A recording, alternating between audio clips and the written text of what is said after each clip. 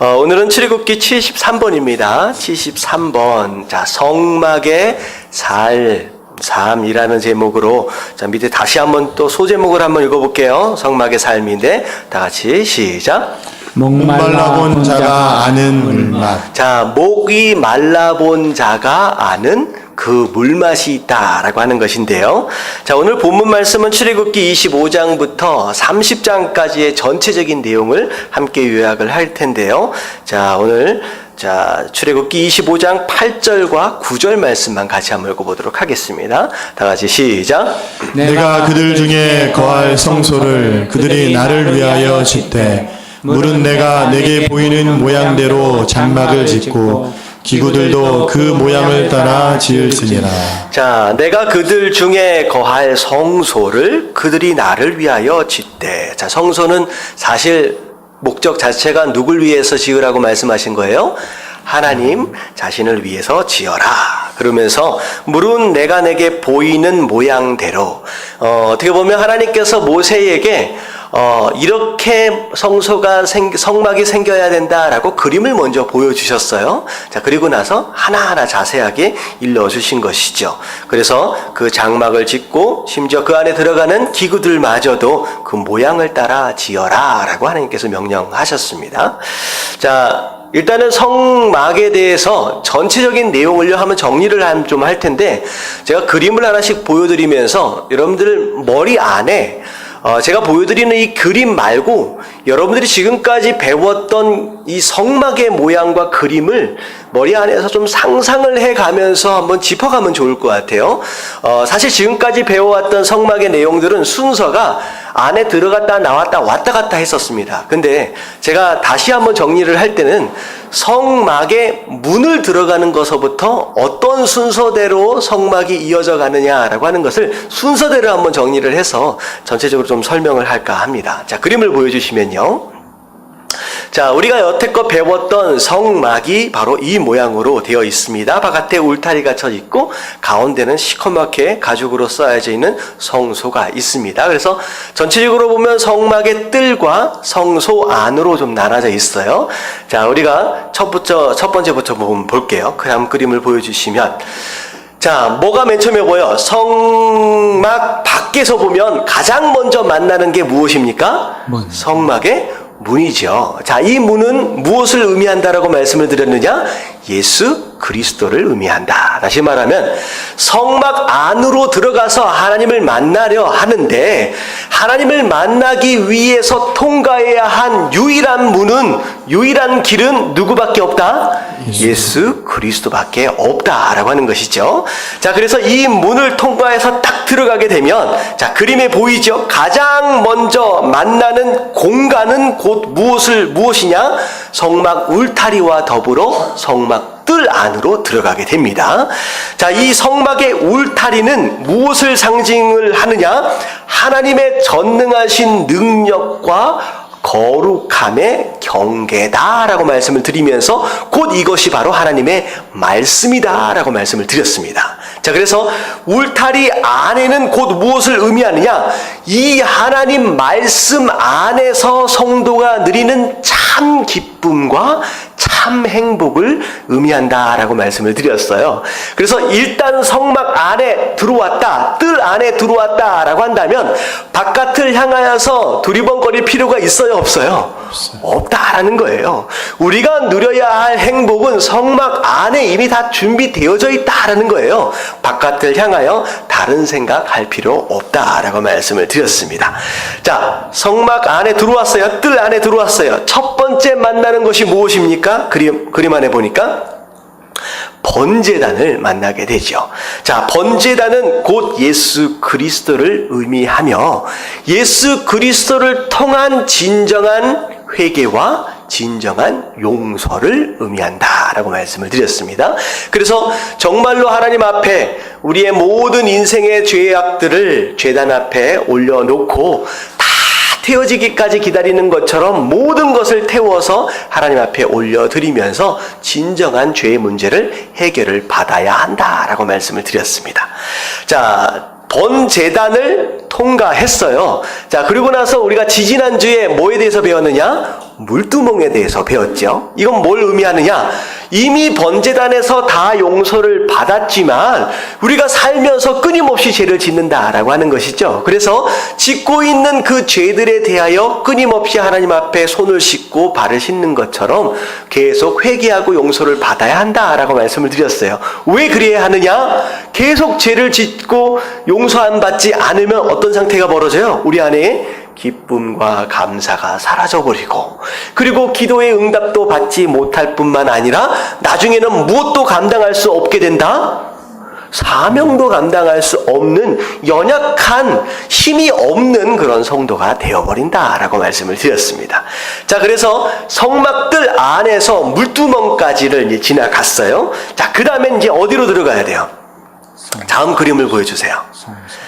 이게 물두멍이고, 다음 그림을 보여주시면, 자, 이게 성소 안으로 들어가는 겁니다. 자, 성소는 구성을 하고 있는 것이 무엇으로 구성되어 있느냐?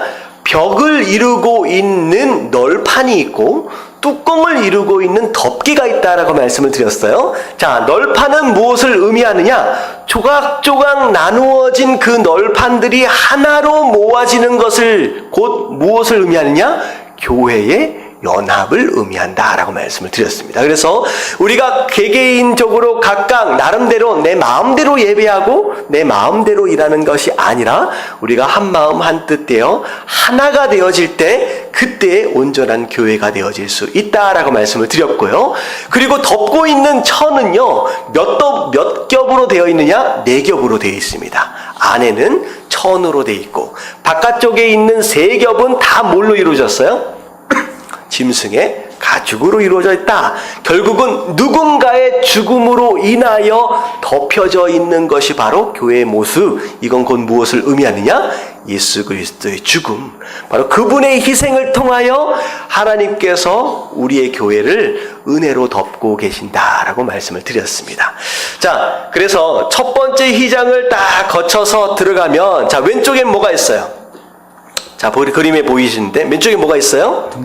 등잔대가 있고, 자, 오른쪽에는 떡상이 있고, 자, 지금 제가 처음 하는 얘기가 아니죠. 새로 듣는 것처럼 이렇게 반응들을 안 해주시면 굉장히 힘듭니다. 자, 왼쪽에 뭐가 있어요? 등잔대. 자, 등잔대, 오른쪽에는 떡상. 자, 정면으로 뭐가 보여요? 분향단. 자, 분향단이 보입니다. 자, 왼쪽에 있는, 자, 뭐죠? 등잔대는 무엇을 의미하느냐? 성령의 충만함을 의미합니다. 성소 안에 들어가 하나님과의 교제 가운데 살아가는 성도는, 자, 왼쪽에 무엇으로 먼저 충만해야 돼요? 성령의 충만. 자, 성령의 충만, 곧 하나님의 기름 부으심을 의미하는데, 불은, 우리가 태워야 할 불은 우리 스스로를 태우는 게 아니라 그랬어요. 뭐가 타야 돼요? 성령의 기름. 이건 뭐냐면 나를 태우는 게 아니라 끊임없이 공급되어지는 하나님의 능력으로 불을 밝히는 성도가 되어야 한다. 자, 오른쪽에 떡상은 뭘 의미한다? 말씀. 자, 말씀 충만을 의미합니다. 그래서 우리가 언제나 공급받는 영적의 공급함, 말씀의 공급함을 통하여 살아가는 성도. 자, 정면에, 자, 분향단은 무엇을 의미합니까? 자, 기도를 의미합니다. 그래서 어떻게 기도해야 하는 것이 바른 기도냐라고 하는 것에 대해서 살펴보면서 우리가 이기심과 욕심으로 더러워질 수 있는 그 기도를 우리가 회개해야 한다라고 말씀을 드렸습니다. 자, 그리고 나서, 자, 앞에 그 분향단을 딱 지나고 나면 딱 뭐가 보여요?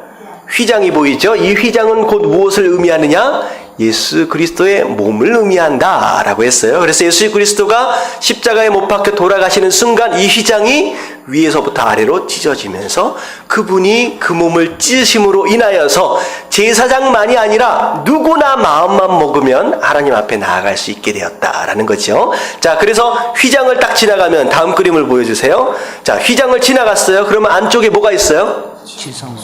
자, 지성소, 그리고 그 안에 놓여있는 언약궤가 있습니다. 자, 이 언약궤는 하나님의 임재하심을 상징하고요. 그 안에서 우리가 누릴 수 있는 친밀한 하나님과의 만남, 우리 인생에 경험할 수 있는 가장 기쁘고 가장 행복한 바로 그런 삶을 의미한다라고 말씀을 드렸습니다. 자, 그래서 이 지성소까지 안에 떡 들어가는 거예요. 그래서 전체적으로 이 성막의 모습은 바로 어떤 모습을 의미하느냐, 우리가 어떻게 예배해야 하느냐라고 하는 예배의 모습을 의미하고, 성도로서 어떻게 살아야 하느냐라고 하는 그 삶의 모습, 그리고 우리의 교회가 어떻게 세워져야 하느냐라고 하는 교회의 모습을 상징적으로 의미한다라고 우리가 함께 배웠습니다. 우리가 거의 한 14주, 15주 정도를 배웠던 것 같아요. 다 새록새록 좀 기억이 좀 나시죠? 자, 이런 성막 마지막으로 좀 정리하면서 이 성막이 의미하고 있는 세 가지 의미를 함께 다시 한번 좀 살펴보도록 하겠습니다.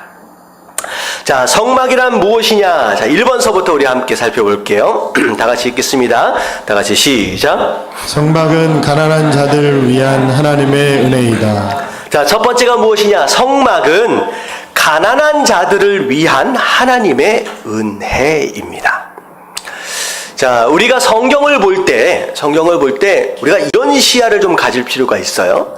자, 이 성경이 맨 처음에 쓰여졌을 때 이것을 읽게 되는 1차 독자가 누구냐라고 하는 거, 그리고 그 독자가 과연 어떤 상황에 있었기 때문에 이 말씀이 필요했겠느냐라고 하는 걸 아는 것은 굉장히 중요한 내용입니다. 신약의 대부분에 있는 책이 거의 다 서신서, 편지다라고 한다면 이 편지를 쓰고 있는 사람이 누구냐라고 하는 것과 더불어 이 편지가 과연 누굴 위해 쓰여졌느냐라고 하는 것을 아는 것과 같이 이 오늘 우리가 보고 있는 이 성막에 대한 내용, 이 출애굽기에 대한 내용이 과연 누굴 위해 쓰여졌느냐라고 하는 내용은 굉장히 중요한 내용이다라고 하는 것이죠. 자, 1차 독자가 누구예요? 이 성막을 세우라라고 말씀하셨는데 이 말씀을 직접 하시고 있는 1차 독자, 첫 번째 듣고 있는 청자가 누구냐라는 거죠. 누구예요? 바로 이스라엘 백성들입니다. 자, 이 이스라엘 백성들, 이들의 삶, 이들의 상황, 어떤 상황이었느냐? 이제 애굽에서 종살이 하다가 좀 전에 탈출해서 나온 사람들이에요. 이 사람들은요, 광야에 대해서 아무것도 모르는 사람입니다. 그저 노예로서 주인이 시키는 일들만을 했던 사람이었다라고 하는 것이죠. 근데 이 사람들이 광야에 나왔어요. 광야에 나오는 순간 무엇을 먹고 무엇을 마셔야 할지, 어디에서 잠을 자야 할지 의식주에 대한 내용과 더불어 주변에 있는 수많은 이방 민족들 언제 어떻게 공격해 올지에 대하여 그들이 준비하거나 그들이 대비할 수 있는 상황이었습니까? 아니었습니까? 아니었다라고 하는 거예요.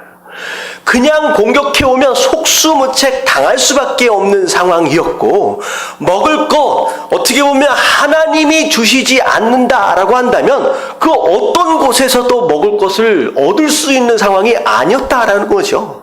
특히나 물 같은 경우는 우물을 팔 수 있는 상황도 아니고 그냥 사막 한가운데 그냥 덩그러니 떨어져 있는 그런 상황이었습니다. 자, 이 상황 가운데서 그들은 하나님밖에 의지할 수밖에 없었던 사람이었다는 거예요. 하나님이 아니고서 그 무엇인가를 의지하거나 그 무엇인가를 기댈 수 있는 상황이 아니었다라는 거죠. 다시 말하면 그야말로 그들은 철저하게 어떤 사람이었다? 가난한 사람이었다는 거예요. 가난한 사람이었다는 거예요. 우리가 신약 성경을 보면서도 사실 마찬가지예요. 예수님께서 직접 만나시고 예수님께서 전하시는 말씀을 들었던 어떻게 보면 신약의 대부분의 많은 군중들은요, 그야말로 가난한 사람들이었어요. 얼마나 가난한 사람들이었느냐? 요즘 한국 보면 비정규직에 대한 그런 문제들이 상당히 많이 있잖아요. 1년에 한 번씩 계약을 갱신해야 하고, 만약에 갱신되어지지 않으면 다시 새로운 직장을 찾아야 하는 비정규직의 어떤 이런 모습들. 근데요, 그 당시에 이 말씀을 듣고 예수님을 만나고 있는 사람들은요, 어느 정도 가난한 사람이었느냐? 1년에 한 번씩 계약을 갱신하는 사람이 아니라 얼마에 한 번씩 갱신해요? 하루에 한 번씩이에요. 일용직이 거의 대부분이었습니다. 그래서 그날 아침에 직장을 구하러 나가요. 그래서 만약에 직장을 구해서 일할 곳이 생기면 간신히 그날 하루를 먹고 마실 수가 있고요. 만약에 그 직장, 일할 장소를 못 찾는다라고 한다면 그날 밤 어떻게 되는 거예요? 그냥 굶는 것입니다. 어떻게 보면 그날 벌어서 그날 살 수밖에 없는 그야말로 가난에 쩌들어 있는 그런 사람. 그때 당시에 사회적 구조적인 문제로 인하여서 그냥 가난하게 태어나서 가난하게 살다가 가난하게 죽을 수밖에 없는 그들을 향하여 예수님께서 뭘 선포하셨느냐? 천국을 선포하시고 복음을 선포하셨다라고 하는 거죠. 자, 오늘 우리가 지금까지 배웠던 이 성막도 마찬가지 내용이다라는 거예요. 그냥 이것저것 살아갈 수 있는 여러 가지 방법들이 널려 있는 가운데 취사 선택하여 그래 하나님도 괜찮네 라고 해서 하나님을 선별적으로 선택해가지고 믿을 수 있는 상황이 아니라 그들 입장은 어떤 상황이었어요? 하나님이 없으면 그냥 죽을 수밖에 없는 광야에 버려진 쓰레기 같은 그런 존재였다라고 하는 거예요. 당신이 없으면 우리는 죽을 수밖에 없습니다 라고 고백할 수밖에 없는 바로 그런 상황이었다라는 거죠. 거기에서 말하고 있는 이 성막, 그리고 내가 이 성막을 통하여 너희를 만나 줄 것이며 이 성막을 통하여 내가 너희를 용서하고 내가 이 성막을 통하여 너희에게 복을 주겠다라고 하시는 그 하나님의 말씀, 그 성막이 1km 아니면 10km 아니면 100km가 떨어져 있는다라고 할지라도 이스라엘 백성들은 그 거리와는 상관이 없이 어떻게 할 수밖에 없어요. 살려면 그 성막을 향하여 갈 수밖에 없는 그 절실한 그 가난한 마음의 상태였다라는 거죠. 그때 하나님이 말씀하시는 거예요. 내가 이걸 통하여 너희를 살리고 내가 이걸 통하여 너희를 복을 주겠다라고 하는 거예요. 여러분, 신앙이 마찬가지라는 거예요.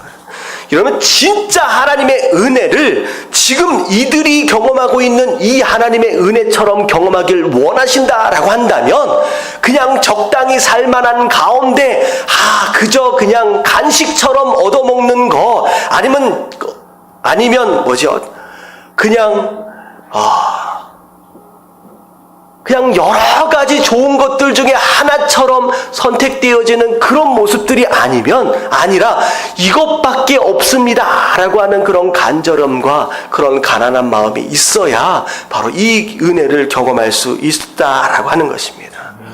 여러분, 정말로 하나님의 은혜를 경험하기 원하신다라고 한다면 여러분들의 마음이, 여러분들의 자세가 하나님밖에 없습니다 라고 하는 이 가난한 마음, 여러분 이 마음을 소유해야 한다라고 하는 거 여러분들 깨달아지시길 주님의 이름으로 축원합니다. 아멘. 자, 그래서 마태복음 5장 3절에 뭐라고 말씀하세요? 뭐라고 말씀해요? 다 같이 시작. 심령이 가난한 자는 복이 있나니 천국이 그들의 것이며. 어떤 사람이 복이 있느냐? 가난한 사람이 복이 있다. 마음이 가난한 사람, 절대적인 가난함 가운데 하나님밖에 없습니다 라고 하는 그 마음을 소유한 자들이 바로 복이 있고, 그들에게 하나님께서 뭘 선물로 주신다는 거예요? 천국을 선물해 주신다라고 하는 것입니다. 성막은 바로 그런 자들이 경험하는 하나님의 은혜입니다. 여러분들, 요즘에 좀 은혜가 떨어졌다, 뭐 그런 마음이 혹시 든다라고 한다면 여러분들 어떤 것일 수밖에 없느냐? 이제는 더 이상 목마름이 없다라는 거예요. 이제는 더 이상 어떻게 보면 적당히 살만하다라고 하는 그런 고백일 수 있다라고 하는 것입니다. 여러분, 영적인 가난함, 하나님 없이는 안 됩니다, 하나님밖에 없습니다 라고 하는 이런 절대적인 가난한 마음 가운데 여러분들 그 하나님의 은혜를 경험할 수 있는 저와 여러분들 되시길 주님의 이름으로 축원합니다. 자, 그래서 우리가 낮아지면 낮아질수록, 간절하면 간절할수록 그 은혜는 우리 삶 가운데 더 풍성해지고 강력해질 수 있다라고 하는 거예요. 그래서 제가 말씀을 드리죠. 목마른 사슴이 시냇물을 찾는다. 사슴의 목구멍은요, 셀로판지와 같아요. 목말라서 목구멍이 딱 붙어버리면 어떻게 돼요? 그냥 죽는 거예요. 여러분들, 우리 성도의 모습은요, 그런 마음이 되어야 한다라는 거예요. 여러분, 그런 간절하고 그런 가난한 그런 절박한 그런 마음으로 하나님의 은혜 가운데 나아감으로 말미암아 이 성막을 통하여 약속하신 그 은혜와 축복들을 다 누리실 수 있는 저와 여러분들 되시길 주님의 이름으로 축원합니다. 아멘. 자, 두 번째 같이 한번 읽어볼게요. 나같이 시작. 성막은 가난한 자들의 약속하신 하나님 나라이다. 자, 성막은 가난한 자들을 위해서 약속하신 하나님의 나라입니다. 나라. 자, 마태복음 5장 3절 우리가 좀 전에 읽었죠. 심령이 가난한 자는 복이 있다. 그래서 하나님께서 선물로 천국을 주시겠다라고 말씀을 하셨잖아요. 자, 질문 하나를 할게요. 여러분, 하나님 나라는 어떤 곳일까요? 뭐가 하나님 나라예요? 우리 성도님들은 하도 이제 교육을 잘 받으셔가지고, 자, 하나님 나라, 천국 하면 죽으면 가는 곳이라고 생각할 수 있을 것 같아요. 근데 하나님 나라, 천국은요, 간단하게 얘기하면 하나님의 다스림이 온전히 이루어지는 바로 그곳이 바로 하나님 나라입니다. 그렇다라고 한다면 우리가 죽어서만 가는 곳이 천국 하나님 나라가 아니라 우리가 충분히 이 땅 안에서도 그 하나님 나라와 천국을 경험할 수 있어요, 없어요? 있다라는 거죠. 그게 하나님 나라입니다. 근데 어디가 하나님 나라일까라고 하는 가운데 하나님 나라가 내 삶에 이루어진다. 하나님 나라가 확장되어진다.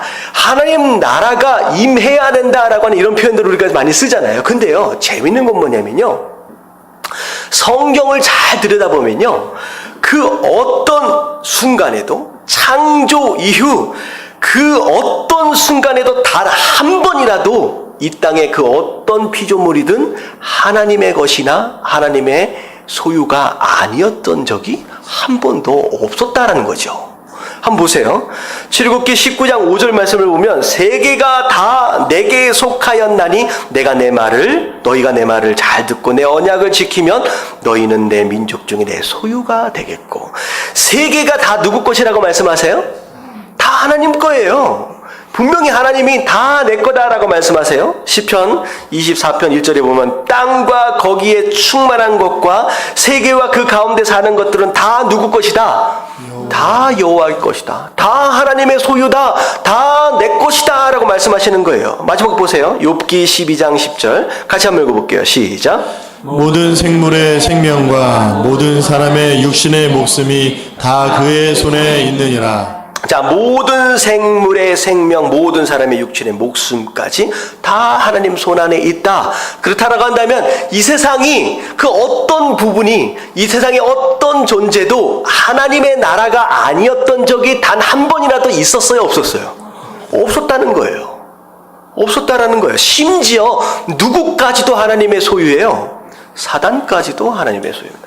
사단도 하나님의 통치가 아니면, 하나님의 허락이 아니면 자기 마음대로 움직일 수 없는 존재다라는 거죠. 근데 하나님 나라가 이루어져야 한다라고 하는 건 도대체 무슨 얘기냐 하는 거죠. 이게 굉장히 중요한 겁니다. 하나님의 주권적인 통치는 언제나 이 땅을 향하여, 이 모든 피조물을 향하여 존재하고 있는데, 중요한 것은 뭐냐면 그 땅과 그 피조물이 하나님 나라를 경험하지 못하는 이유가 뭐예요? 다스림을 받고 있는 그 존재가 그 다스림에 대하여 뭐 하는 거예요?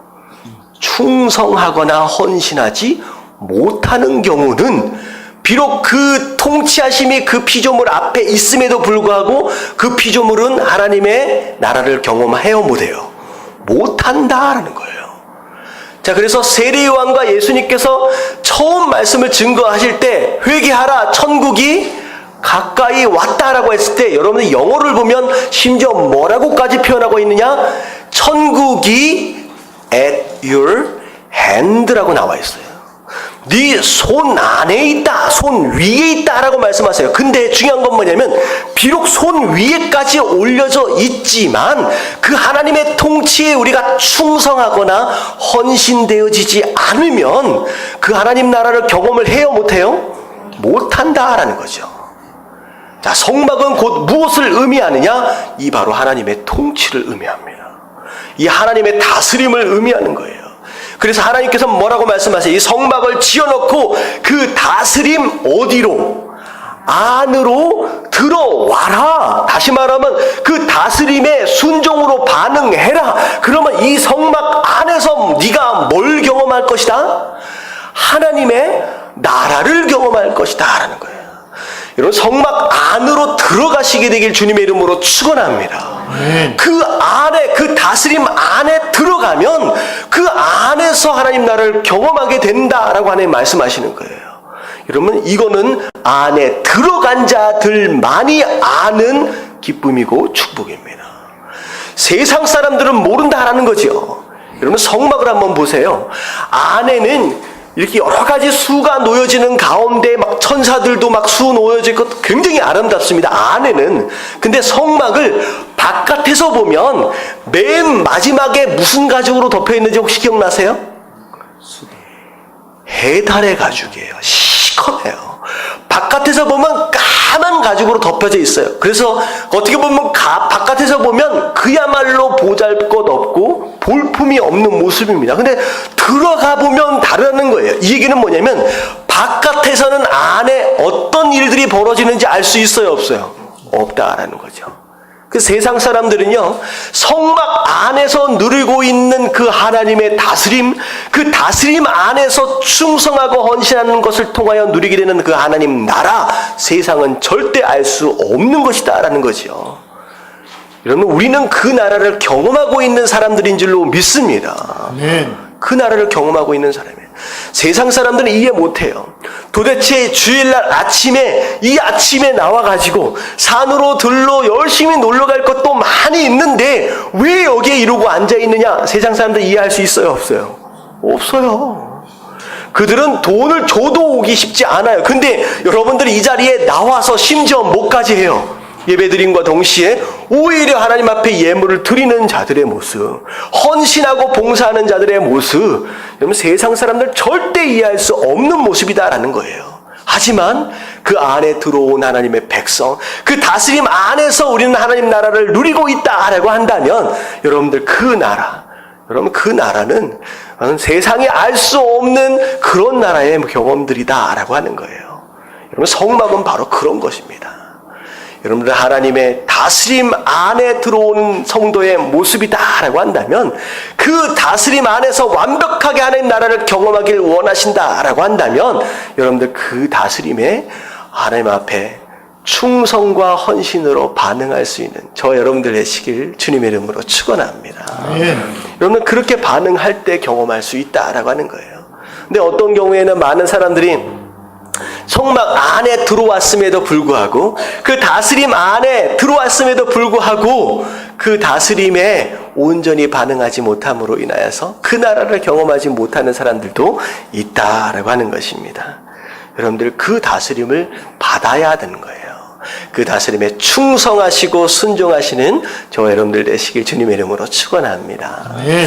제가 그 뉴스를 보는 가운데 인터넷에서 떴더라고요.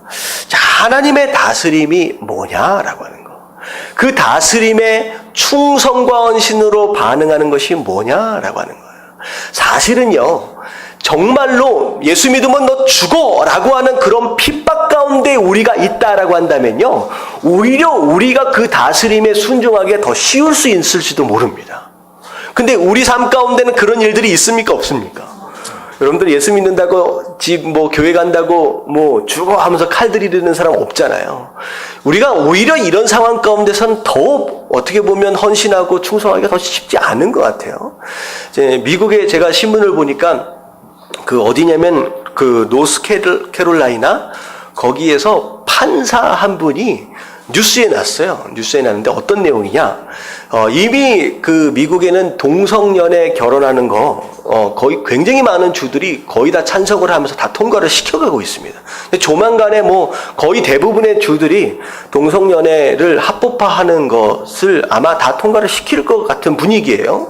심지어는 어떻게 됐느냐, 뭐 성적 소수자들, 어떻게 보면 그들 때문에 오히려 어떻게 보면 다수자들이 더 불편해지고 있는 상황들이 되어져 가는 분위기입니다. 근데 그런 상황 가운데 이제 판사인데 이제 어떤 상황이 벌어졌느냐, 만약에 동성연애자들이 결혼한다라고 해서 주례를 부탁한다라고 했을 때 주례를 거부하면 그것 자체가 법을 어기는 것이다. 이제 형을 받는 상황이 되어진 거예요. 이제 법이 이제 그렇게 된 겁니다. 자, 그랬더니 이 판사가 뭐라고 하면서 사임을 했느냐? 기독교적 양심.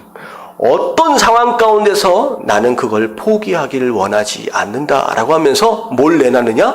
판사의 자리를 내놔버렸습니다. 그러면서 나는 신앙의 양심을 이 나라가 정해놓은 이 법 때문에 이 기독교적인 이 신앙의 양심을 나는 포기할 수 없다라고 해서 내려놓고 사임을 해버렸어요. 굉장히 이 자체가 굉장히 큰 이슈가 되어지고 있습니다. 자, 이게 뭘 의미하느냐라고 하는 것이죠. 굳이 칼을 들이대면서 예수 믿으면 죽어라고 얘기하고 있지는 않아요. 미국도 그렇고 한국도 그렇고. 하지만 우리 삶 가운데 말씀이다, 하나님의 말씀이다라고 하는 권위 아래서 내가 순종해야 하느냐, 아니면 적당히 타협하며 살아야 하느냐라고 하는 그 선택의 기로에 서 있는 경우가 이제는 점점점 많아질 수밖에 없다라고 하는 것이죠. 자, 그랬을 때 진짜 하나님의 나라를 경험하는 자들은 무엇하는 자들이냐라고 하는 것이죠. 여러분은 어떤 자들이 되어지길 원하십니까? 적당히 이래도 그만 저래도 그만 적당히 타협하며 둥글둥글 살아가는 것이 우리의 모습이어야 하느냐, 아니면 그 어떤 상황 가운데서도 나는 하나님의 다스림에만 나는 충성하고 그분의 다스림에만 나는 헌신하겠다라고 결단하는 가운데 심지어 내가 먹고 사는 문제까지도 내가 던져버릴 수 있는 그런 결단까지를 우리가 할 수 있느냐라고 하는 것이죠. 바로 그것을 의미하는 겁니다. 하나님께서 그분의 다스림을 허락하시는 가운데 내 다스림 안으로 들어와서 내 나라를 경험하라 라고 하시는 하나님의 의도는 무엇이냐? 그런 상황들과 그런 현상들이 일어났을 때 우리에게 어떤 선택과 결단을 기대하고 계시는지 바로 성막을 통하여 지금 말씀하고 계신다라고 하는 거예요. 여러분들 결정해야 될 때가 여러분들에게 다가가고 있어요.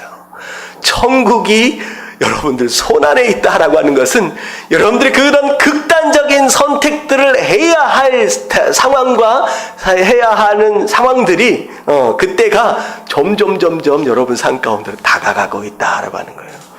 여러분들 기도함으로 여러분 그때를 준비하시게 되길 주님의 이름으로 축원합니다. 아멘. 그게 성도의 모습이다라고 하는 거예요.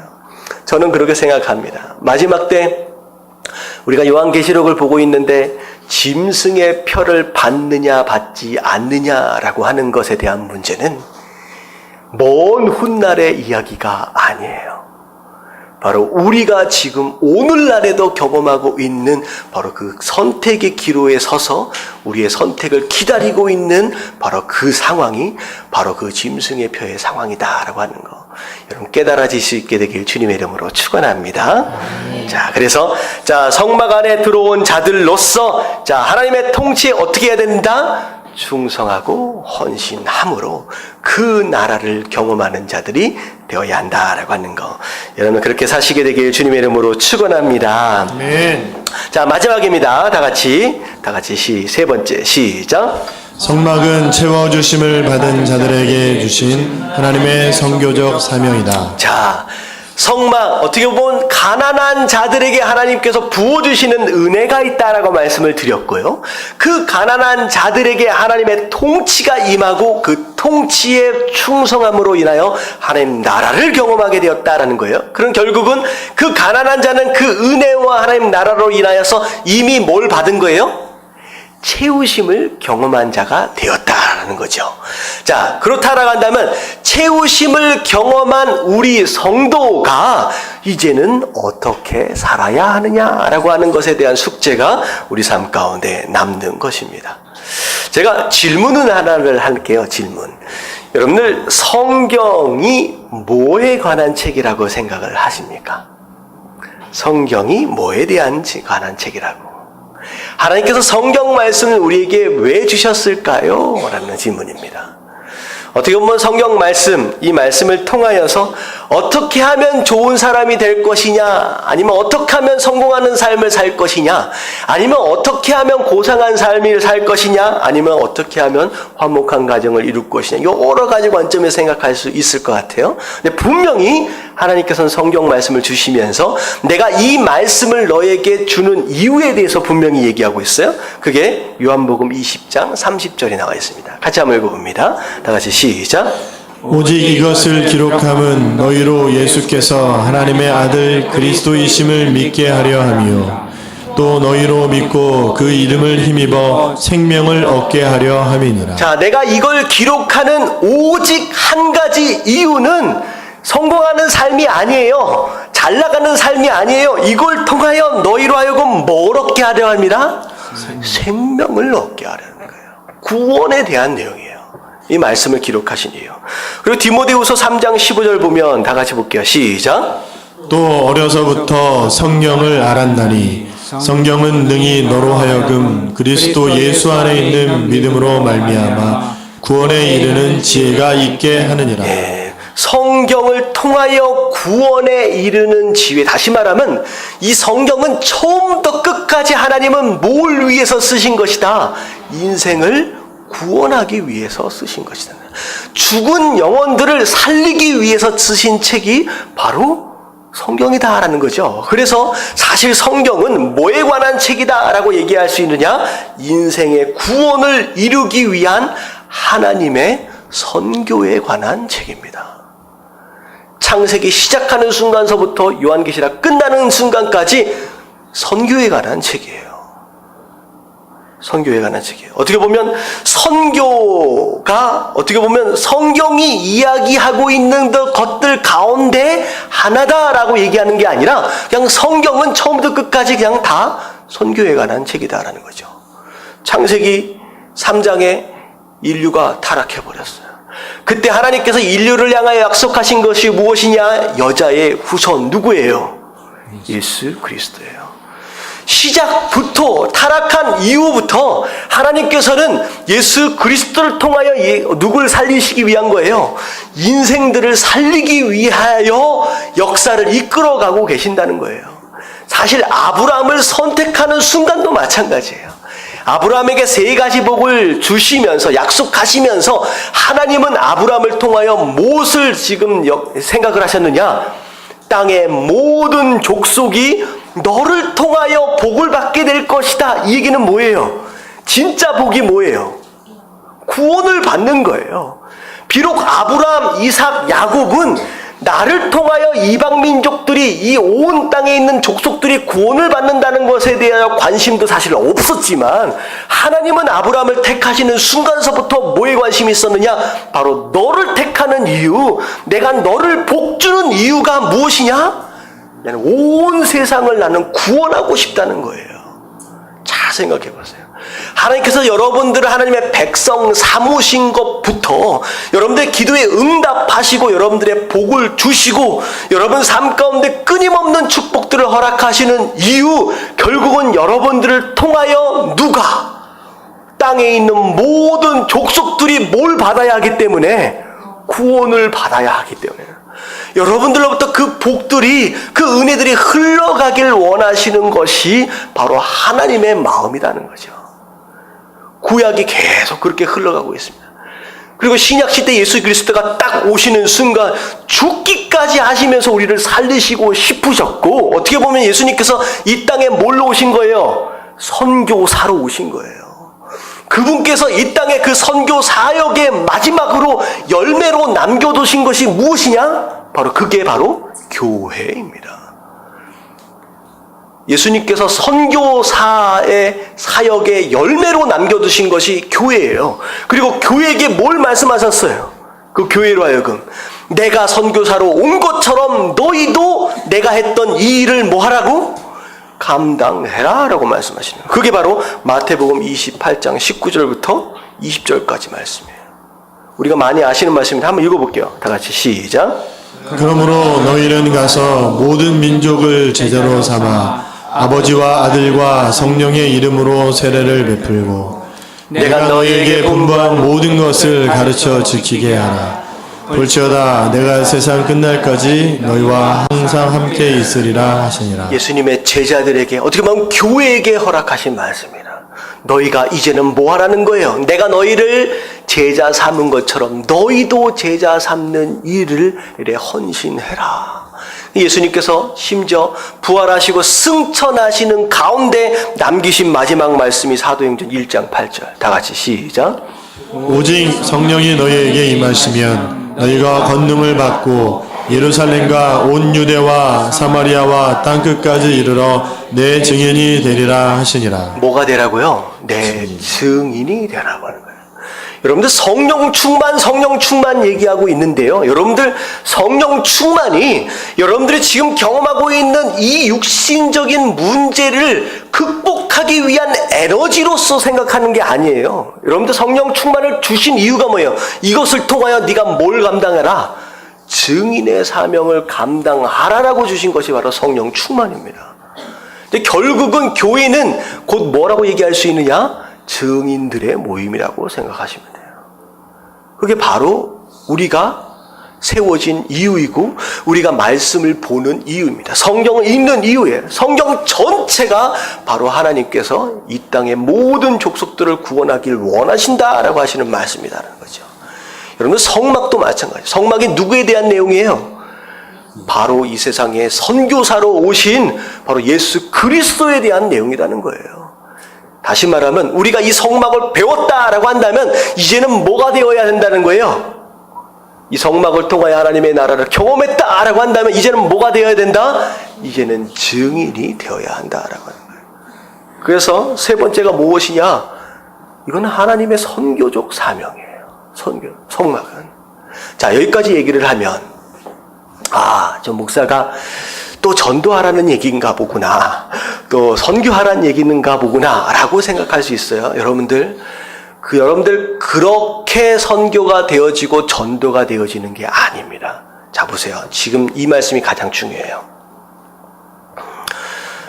이 3번에 선교적 사명으로서의 이 3번이 이루어지기 위해서는 반드시 1번과 2번이 있어져야 합니다.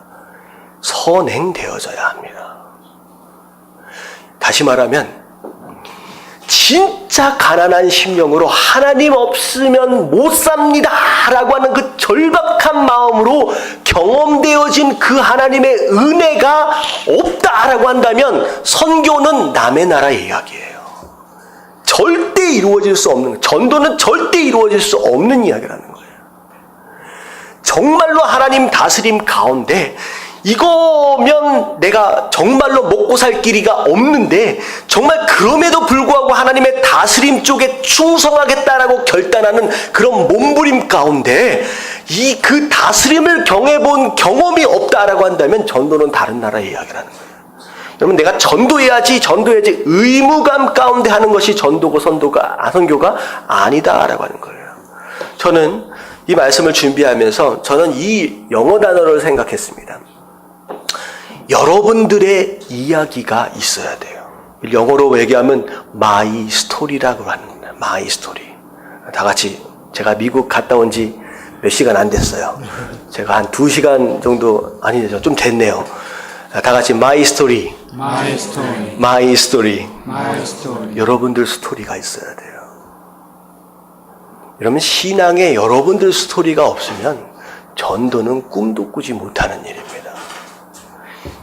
1번과 2번 안에서 몸부림치고 깨어지고 무릎 꿇는 여러분들의 스토리가 만약에 없다라고 한다면 여러분들 안에 어떤 부흥도 기대할 수 없습니다.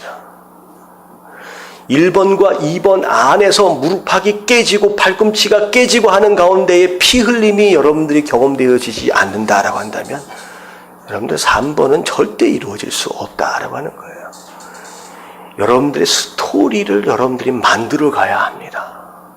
내가 신앙을 지키기 위해서, 내가 그 은혜를 예배 가운데 그 은혜를 누리기 위해서 발버둥 치고 매달려는 그런 몸부림이 여러분 삶 가운데 있어질 때, 그때 여러분들 스토리가 만들어지기 시작하는 거예요. 교회의 부흥은요, 그냥 몇 사람 많이 오다가 갑자기 많아지는 게 아니라 이 교회 안에 그 하나님 나라를 경험하기 위한 몸부림과 그 피 흘림의 스토리가 이 교회 안에 있어질 때, 그때 이 교회가 부흥할 수 있게 된다는 거예요. 그럼 전도는 다른 게 아니에요. 여러분들이 그 피 흘림 가운데 경험해지는 나의 스토리를 누군가가 듣고 나도 그 스토리에 나도 한번 동참해보고 싶다.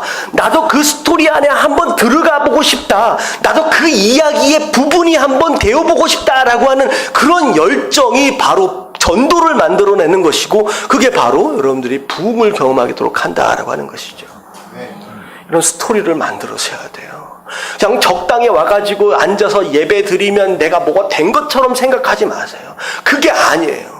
제가 왜 이런 간절한 얘기를 드리느냐, 이유가 무엇이냐. 제가 미국 가서 학교를 다녀왔잖아요. 한 40명 정도 되는 클래스룸에 반 이상이 다 선교사입니다.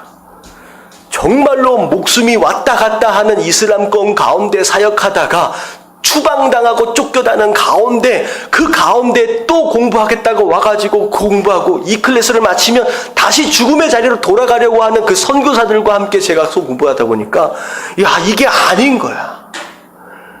이게 신앙생활이 아닌 거예요. 적당히 그냥 앉았다가 예배만 보고 가는 것이 신앙생활이 아니다라는 생각을 해보게 되는 겁니다. 누군가는요, 그 신앙을 지키기 위해서 피 흘림 가운데 몸부림치고 있는 누군가가 있다라고 하는 거예요. 여러분들 거기까지는 가지 못한다라고 할지라도 여러분들 안에서, 여러분들 일터 안에서 그 하나님의 다스림을 온전히 경험하기 위해 그 나라를 소유하기 위한 그런 몸부림과 피 흘림, 여러분 그런 가운데 여러분들의 스토리를 만들어 가시고, 그리고 그 스토리를 듣는 누군가가 나도 그 스토리에 한번 동참해보고 싶다, 나도 조인해보고 싶다라고 하는 그런 열정과 그런 갈망들이 생겨날 수 있도록, 정말 그 스토리를 하나 정말 매력적인 그리스도인이 되어질 수 있는 정말 저와 여러분들 되어지시길 주님의 이름으로 축원합니다. 아멘. 아멘. 갑자기 이렇게 오랜만에 돌아와가지고 열을 막 내니까 저는 이번에 갔다 와서 참 기뻤어요. 제가 2년 동안 있으면서 저희 제자들을 한 번도 만나지를 않았습니다. 전에 이제 교제에 있던. 근데 이번에 나가서만큼은 여러 가지 고민되어지는 것들도 있고, 우리 예담교회에 대한 그런 마음들도 있고 해가지고, 내 제자들을 한번 만나보고 싶다라고 해가지고, 가장 이제 선배되는 그 교사한테 연락을 했어요. 애들 모을 수 있으면 한번 모아봐라. 그래서 한번 내가 얼굴 좀 보자라고 해서 만났습니다. 그래서, 저녁 때 다들 시간이 다들 없어서, 이제 저쪽 이제 교회에서 이제 미라클 블레싱이라고 매일 밤 21일 동안 매일 밤마다 모여서 예배를 드리더라고요. 그래서 그 예배가 끝난 다음에 만나야 될 것 같아서 모았어요. 그랬더니만 주섬주섬 계속 오기 시작하더니만 식당에서 모였는데 한 20명 정도가 모였어요. 그래서 너무 신나더라고요. 그래서 저의 또 제자다라고 해서 한 20명 정도 학생들이 다 모였는데, 청년들이 모였는데, 그런 서로 주고받는 이야기들 가운데 제가 전한 말씀들에 대해서 이야기를 하는 거예요. 근데 너무 감사하고 감격스러운 것이 무엇이냐면, 제가 4년 동안 그들에게 뿌렸던 말씀의 씨앗들을 그들이 한 5분 정도를 줄줄줄줄 돌아가면서 다 얘기를 하는 거예요. 목사님이 이런 말씀하셨다, 이런 말씀하셨다, 이런 말씀하셨다. 그들이 제가 표현했던 그 문장 구조를 전부 다 외워가지고 줄줄줄줄 돌아가면서 다 얘기를 하는 거예요. 그래서 제가 너무 감사했던 게 뭐냐면, 목회자가 떠나고 난 자리에 남겨놔야 할 흔적이 뭐가 있겠습니까? 말씀의 흔적이잖아요. 근데 그 말씀의 흔적들을 그들이 전부 다 외워가지고 다 알고 있고, 그리고 2, 3년이 지난 이 상황 가운데서도 그 말씀이 그들의 삶을 붙잡고 있더라고요. 그래서 너무나도 감사했어요. 그런 가운데 그들이 그 말씀 가운데 그들의 삶의 현장 가운데 막 몸부림치고 부딪히고 쓰러지는 그런 모습들을 저에게 좀 얘기해주면서, 그래도 그 가운데 그 하나님 나라를 조금이라도 경험해 보려고 막 몸부림치는 그 모습들을 보면, 그 중에서는 이미 전도사가 된 사람도 있고, 선교사로도 나가는 사람도 있고, 막 많아요. 또 그런 가운데 너무 흥분도 되고 너무 감격스러웠어요. 그래서 제가 그걸 보면서, 비록 부족하고 좀 못났지만, 그래도 지나고 난 뒤에 그런 흔적들이 남겨지고, 그것을 통하여 그 말씀들이 그들의 삶을 붙잡고 있다라고 하는 그런 모습들을 통해서 제가 굉장히 위로를 받고 감격하고 돌아왔거든요. 그래서 저도 말씀을 전하면서, 과연 저에게 맡겨주신 하나님의 양들, 이들에게 제가 남겨드려야 할 것이 무엇이냐라고 하는 걸 고민한 가운데, 결국은 뭐밖에 없다? 말씀밖에 없다라는 생각을 해보게 됩니다.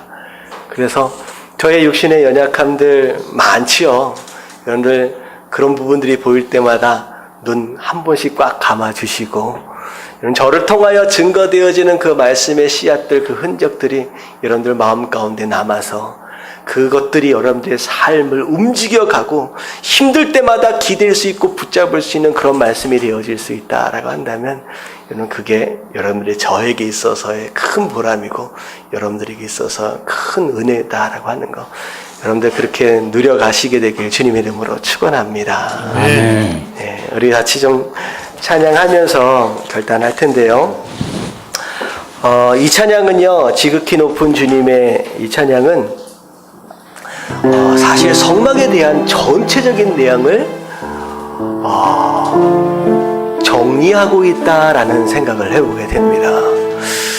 여러분들 성막의 문을 지나서 그 뜰 안에서 그 번제단 앞과 그 물두멍 앞에서 그 지성소 안에서 경험되어지고, 그 가운데 하나님의 만지심을 경험하고 되는 우리 성도의 삶, 여러분 기억하시면서, 하나님, 내가 이 예배 가운데, 우리 삶의 현장 가운데 하나님, 그 하나님의 만지심과 그 하나님의 임재하심을 경험하기 원합니다 라고 하는 고백들을 좀 하실 수 있으면 좋겠습니다. 우리 같이 한번 찬양합니다.